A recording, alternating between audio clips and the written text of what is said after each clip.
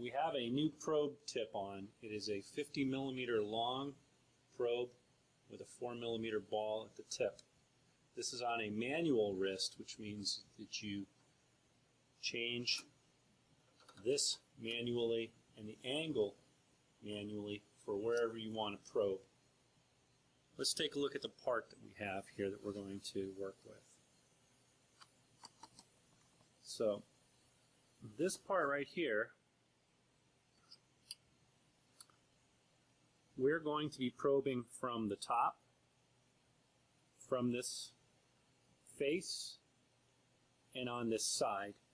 So we are going to have a variety of wrist angles and directions that we want to operate in.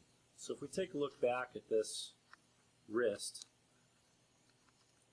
we're going to want to operate it in this orientation where it's coming straight down. We're also going to want to turn the wrist 90 degrees, or 180 degrees, I'm sorry, and we also want to move the angle to 90 degrees so that we can reach around to the front of the part. Additionally, we're also going to want to use it on the side a little bit, so we will also want to do this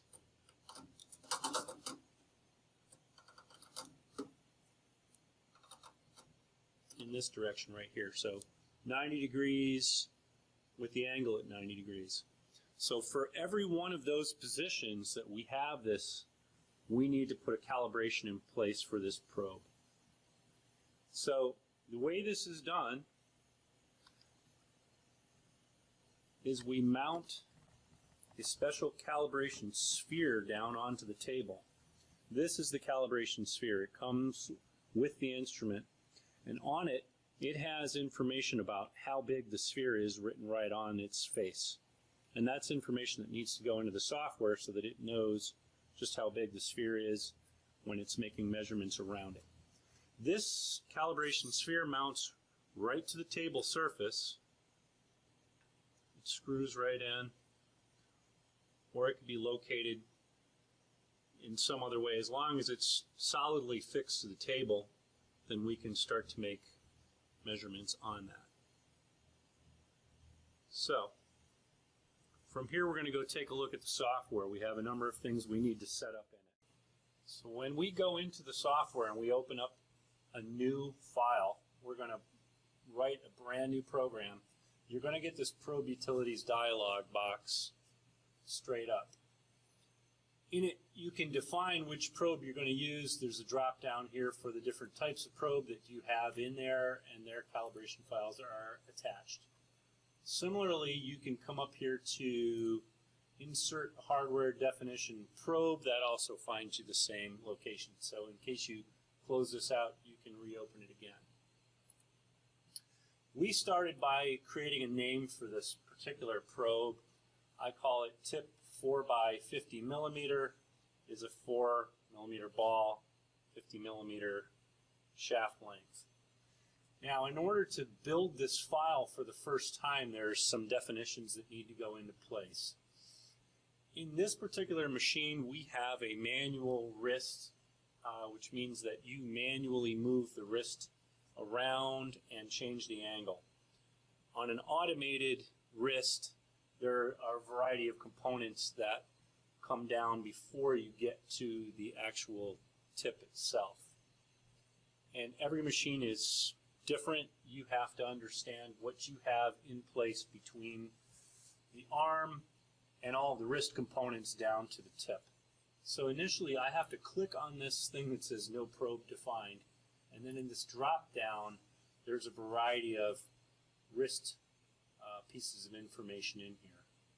In this particular case, I have a Tessa Star I wrist, and it shows it in the picture there. And then on top of that, there are joints. So again, if I look into this list now, I want to find the joint angles. Let's see, where are we? Oh, I think I have to actually highlight. Oh, see there, I put them in. put the joint angles in automatically as soon as I started hunting.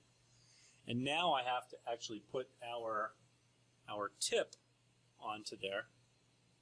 So our tip is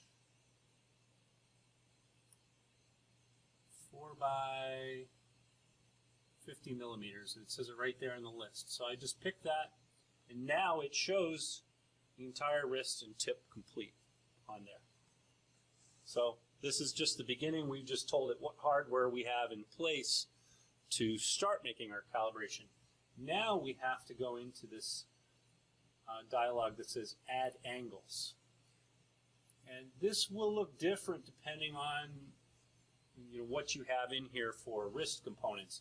This particular wrist has a certain number of divisions in angle and in rotation. Everyone is different. Some of these are much more fine. Your grid may be much larger depending on what you're working with.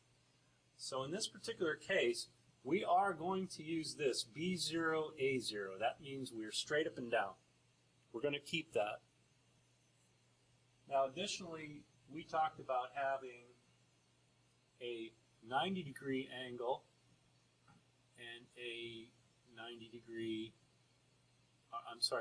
rotation and 90-degree angle. So we're going to click on that part of the grid, and it shows it now in that orientation. Additionally, we wanted to have it facing straight back, so we would go with 180 and 90, and now it shows it facing back. So those are the three different locations that we want to have the probe at, and from that we will make calibrations. So now that we've done that, we have the basics information in here. It shows up here in this active tip list all of those orientations. Now what we want to do is actually perform the calibration. So we're going to come up here to measure. We're going to take a look at some of these probe pieces of information. Number of hits is 13. That means it's going to take 13 hits around that ball, and it's only going to come down to about halfway. So if this is the ball, it's going to touch it on top, and it's going to work down to about halfway through, and it's going to work around the probe, and it's going to make a number of different levels. So what we have here are pieces of information around that. So we have in here 4 levels. Our start angle is 0, and our end angle is 90 degrees. So it's going to come down to 90 degrees on the ball. And then additionally in here, we're going to do what's called man and DCC. So we're going to take a manual hit on the top of the ball, and then from there it's going to know to make all of these different measurements on it. Down here at the very bottom is a listing of the sphere. I've already used this sphere, so all the information is complete about this, but if I was to put a brand new sphere up, I would add the tool here and put in the specific information on the tag about what the size of that ball is. So we're ready now. We're going to start. We're going to say measure. And now it's going to ask us, has the qualification tool been moved? We're going to say yes, it has. A manual hit will locate the tool. It's a safe bet whenever you put the sphere on the table. Take a manual hit on the top of it before it starts making the calibration. So we're going to say OK. Now what it's telling us here is to make sure that we have the tip rotated to 0 and 0, which means that the probe is straight up and down. So if I say yes, OK, say yeah, rotate it. Now it's asking me to take a hit on the top of the sphere. Okay, so we're going to bring the probe up.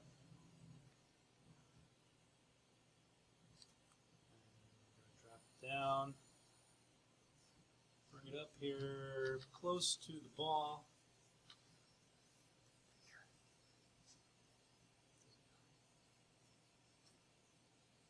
I want to get this as centered as I can over ball. I'm going to put this into turtle mode so that it comes down nice and slow. We're going to make a hit on the top. Like that. And then we just say OK with this. And now it's going to start taking hits around the sphere. It takes 3 on the top initially just to sort of locate it. And now it's going to its 90-degree location. And it's making hits all around the sphere.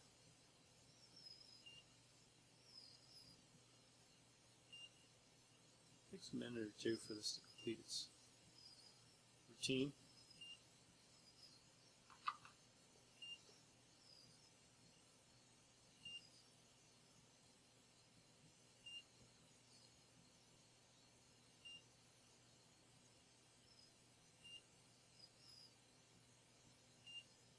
And there, it's completed that.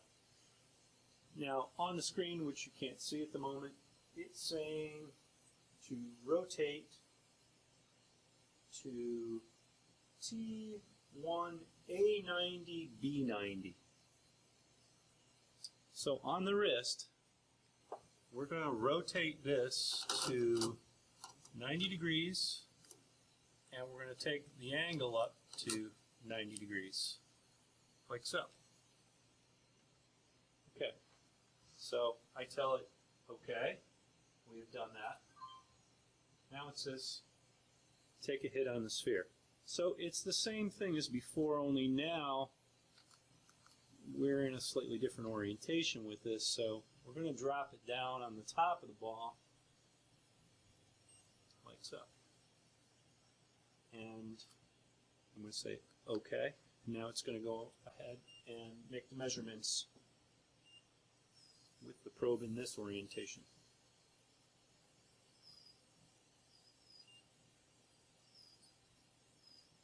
So you can see it's really looking at a whole different set of surfaces on this.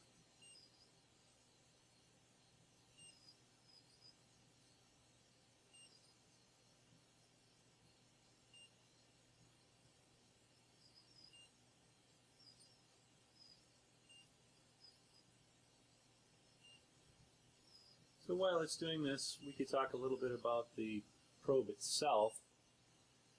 The probe can really only contact something very slowly, touch it very lightly. If it runs into it too quickly, it will crash and then the machine will stop.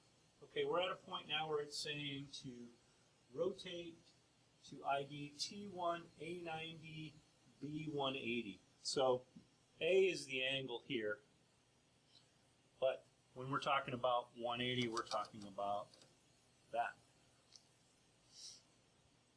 So we have done that. We're going to say, okay, we've rotated it. Now it's saying again to take a hit. So same thing. Only now we're coming at it from a slightly different angle. We just want to make sure that we touch it on the top of the sphere as close as we can. And then say, okay. And it's going to now calibrate with the probe in this orientation. So back to the discussion on touch probes. Touch probes can be hit straight on. They can be hit on the side. And they will create the necessary response back to the machine. The only thing that you have to really keep strongly in mind is that when you come in on a part, if the part is at an angle and you touch it, it's only going to sense the direction of the ball in the direction that you approach the part.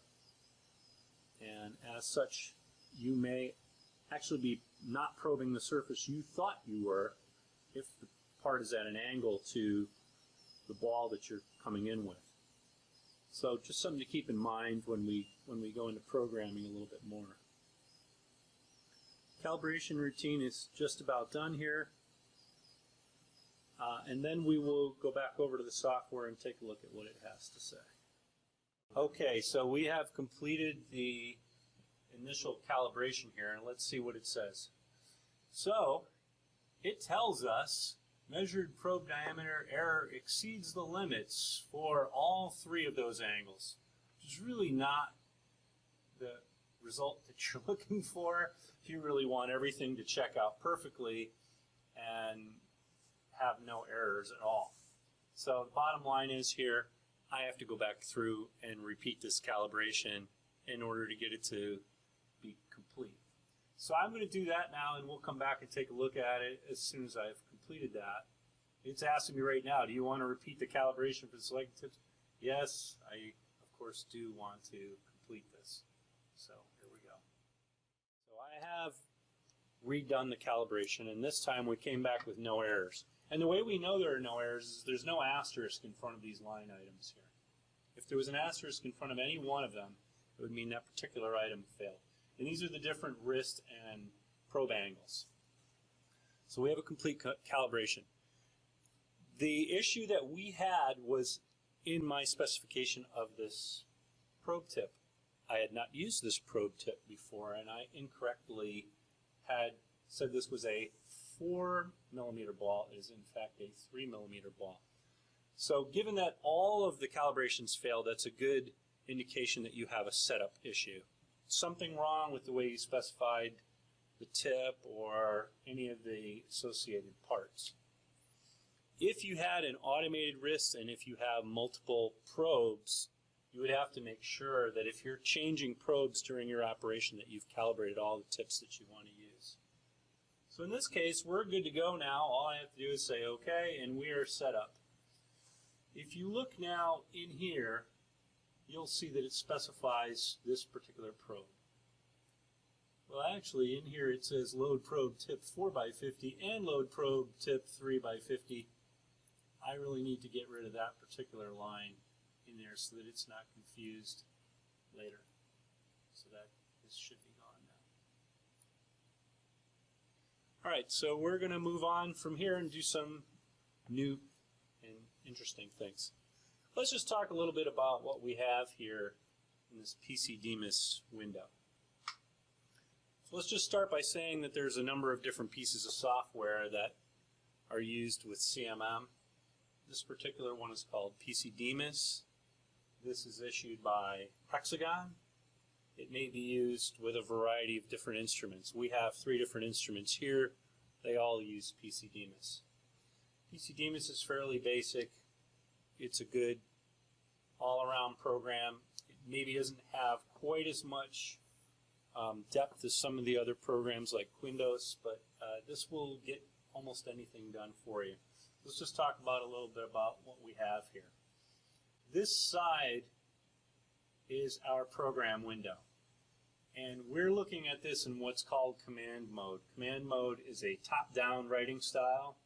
Every command that you add is going to have to be at the bottom of this and added on to it sequentially. Additionally, we can look at it another way. We can view this in what's called summary mode. So summary mode is much like the way you would read a directory on a computer. You have little plus signs where you can open things out and look at them with more detail. It is a sort of a neat way of looking at your files. So if you're looking for a particular command that you did several times in a program, you can more easily get to that by pulling out the header for that, opening it up, and looking for your particular item. But typically when we're going to be programming, we're going to be doing it here in command mode. This window right here is your graphic window. This is where we're going to see all the measurements we make on your part. If this was a live window, if we're using a camera or whatever, we could actually see visually what we're looking at here. We can also load a CAD drawing into here, and a CAD drawing is going to have a picture of your part, and it's also going to have all the measurement data associated with the CAD drawing. And we're going to draw upon that when we make measurements. This bottom window here is called a status window. When you're making individual measurements of parts, it will show you each hit that you make on the part, and it will have that open until you accept the part shape. And I'll go into more detail about that. At the top here we have our normal sort of file commands: file, edit, view, insert, operation, window, and help. Everything that you see here icon-wise can be found in here as well, and many other things. This line right here shows the tip that you have loaded. It also shows the work plane that you're working in. And this is important if you're changing the view and orientation of the probe as you're probing things. These things right here will allow you to change the view of the part. And this title bar right here, or icon bar, is sort of an all-in-one. It encompasses all the same things you're going to find spread out elsewhere here. I'll just give you a very quick tour of some of the items here, but we'll go into more detail with them as we move along. And a lot of these things will become apparent as we start using them, and we'll have different colors associated with them. To run a program or execute a program, we use this triangle right here, much like play on a tape deck or CD player, whatever you have. These are alignment tools. We'll discuss that at length. These are probe tools. And then there are a variety of functions that are going to go from gray to other colors when we start making measurements. And these red items are what you're going to report out. These are your sort of your GD and T symbols. So we're going to start setting up our part here and moving along with the lesson.